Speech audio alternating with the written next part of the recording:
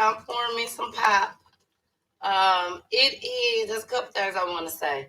The person that y'all see me put on the screen right now, Frank Matthews. Frank Matthews, y'all, it's shot o'clock, okay? It's shot o'clock. And Mom Peach just watching. I'm sorry, Mom Peach. But it's shot o'clock right now. All right. Sound good to me. But Frank is watching y'all right now from prison. From prison. I'm just saying. How he doing it, it ain't y'all business. It ain't my business either. But he doing it. But Frank was a guest on the show some months ago. Months and months and months ago. But Frank, he's very intelligent. He's been in prison now for 25 years, 26 years.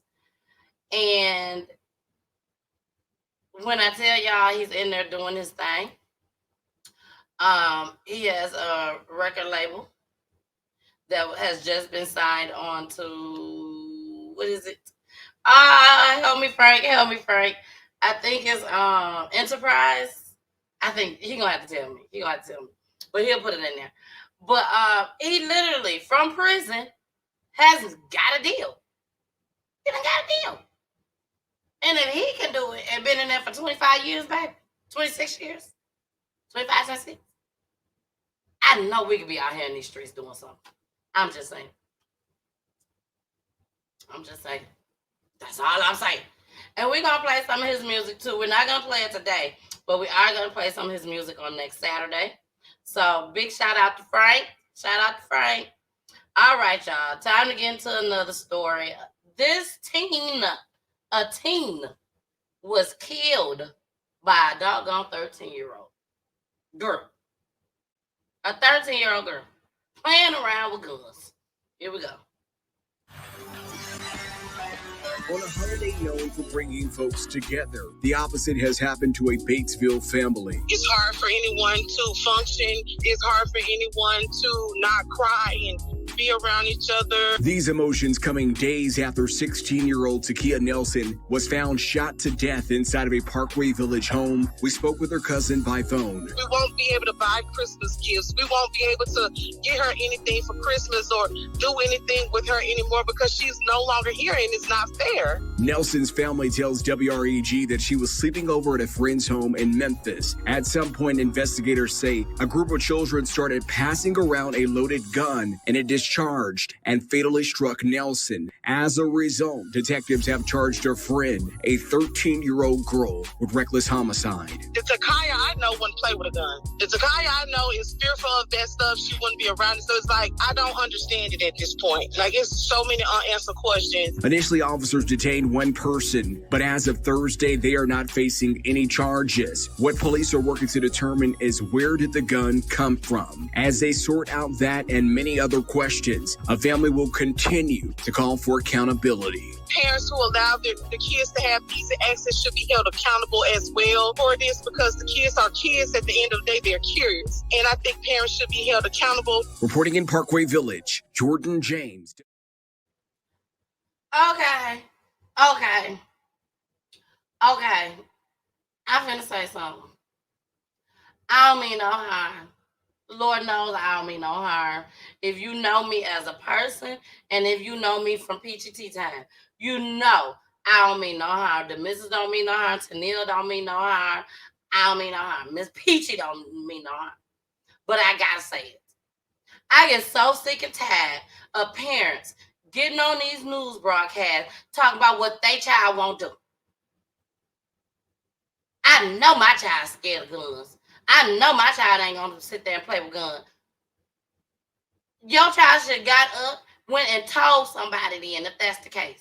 If she know not to play with no guns, she know not to be around guns because she's scared, she should have got up and went and told or ran out the house. Something. And I'm not saying that's not what she did. But if she didn't, that's what she did. Maybe she was on her way to go and tell when the gun went off. I don't know.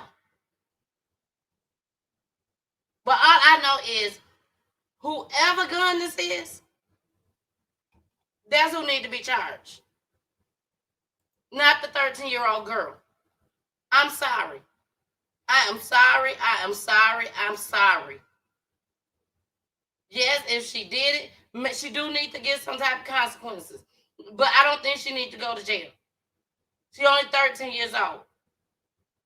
They said they was around passing the gun around. That's what they said, and the trigger went off. They did not say that this girl was mad at this little girl and she decided, I'm finna shoot your ass today. You gone. They didn't say she said that. They were passing it around playing. It's unfortunate. It is so unfortunate that this has happened. I pray for their family. I know they hurting right now. But I just don't believe that 13-year-old girl should be charged with her murder. Now, in situations like this, I have seen that they go to jail. I'm sorry, I had to look down at my phone, make sure we don't get no new news coming in. I got to hurry up and show y'all. But I get alerts all day long, literally all day long. That's why I always got to get a new phone. I'm gonna get a new one. But I just feel that, these parents need to be take accountability, or the aunties, or the uncles, or the homeboy down the street because it was his gun. You know what I'm saying? I don't know if it was his gun, but I'm just saying, whoever gun it is, those are the ones that need to be accountable. Send their ass to jail. Do they deserve life? I don't think they deserve life. Would you give them half of that shit? I wouldn't give a damn. Am I wrong, Duncan? Look, no, she's not saying yes, I'm wrong. She was saying yes, keep going. I just happened to put yes up there on the screen at that time. But I'm for real. Not no 13-year-old. I'm sorry. Unless this 13-year-old looked her dead in her face and said, excuse my language again, bitch, I'm finna kill you. If she said that, then lock her little ass up. Throw away the key on her. But if they're just passing around the gun, and like you said, and the gun went off, lock whoever gun that is up, because they shouldn't have been able to get to the gun. I'm just saying, baby, I'm on fire today. I am on fire on a Saturday. Duncan said, how can they charge her with homicide? That's stupid. It's very stupid, and it's wrong. It's wrong. But I have seen some 13-year-olds that I've showed y'all clips on that killed one of their friends, but they ended up getting out when they turned 18. So they had to just be in juvenile for 13 to 18, and then they was set free, which I didn't agree with that either, because that can mess up their head. And then unless you're working with them. If you're working with them in there, that's different. But if y'all just got them in there, here you go the books for your school, try to get your GED or something. Here you go. And lock the door. Then nah, you're setting them up for failure. For them to go back out and do the same thing. So, look, Frank said, you're most definitely correct. Thank you. I want to make sure I said that, because I just didn't think that was right. I really didn't. They need like fingerprint trigger locks. If the print don't match, you can't pull the trigger. Duncan, that's good. That's a good one, because there's so many people that's stealing, breaking in people's houses, stealing guns. Y'all know I ain't lying. Breaking in these folks' houses, stealing these guns, or they getting them out on the streets from somebody. But that somebody could have stolen it from somebody. They, how can I say this? I have a gun. I had to go purchase my gun. When I went and purchased my gun, they had to do a background check. I had to be of age. I couldn't have felons and all that stuff. They checked all that before they said, Miss Davis, here you go. And then on top of that, It was a black man that helped me and my husband. Both of us got our guns at the same time. He got one, I got one. And but the man that sold me the gun, before he even put it in my hands, he was an older man. He said, "I'm telling you," this was his exact words. He said, "I'm telling you now, if somebody break in your house, I'm not lying to y'all. This is what he said. If somebody break in your house and they trying to steal your TV, and by the time you got to your gun to go, see what's going on in your household, and he's running out the door with your TV, don't show him. If you're able to give that person that done broke into your house ample amount of time to say, I will shoot you, get out of my house. And they are leaving your house, don't shoot them. First of all, if their back is turned away from you, don't shoot them. Unless you're going to jail. For a very long time. You still have to be cautious. That's the point I'm trying to make. You have to be cautious with these guns. But what Duncan said is so true. They need fingerprints. In order to pull that trigger print. In order to pull it, you have to be that person that own that gun. And if you are that person that own that gun and you had to go through the same steps I went through, then you should probably be in your right mind to handle a gun. I feel like I'm in my right mind to handle one. I'm just saying. So Duncan said exactly.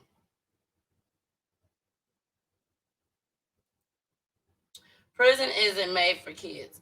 Parents need to be more responsible and mindful about their seeds because once they're in here, they mentalities changes for the best or even the worst. And he in there right now. Frank been in there since he was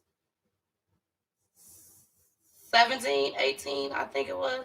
Y'all, we did that show so long ago, and he's still rocking with me. That's what I'm talking about. But, and Frank, let me know how old you was when you actually went in and how old you are now. Miss Joyce said, when I was in the 11th and 12th grade, me and now I don't see grade there, y'all. I'm just saying it. I can't read. When I was in the 11th and 12th grade, me and my four sisters would get in my father's car on Sunday and do our homework. And my father would say, do not touch that loaded 38 under the driver's seat. And we were afraid to even look under the seat. And we never touched the gun. Miss Joyce.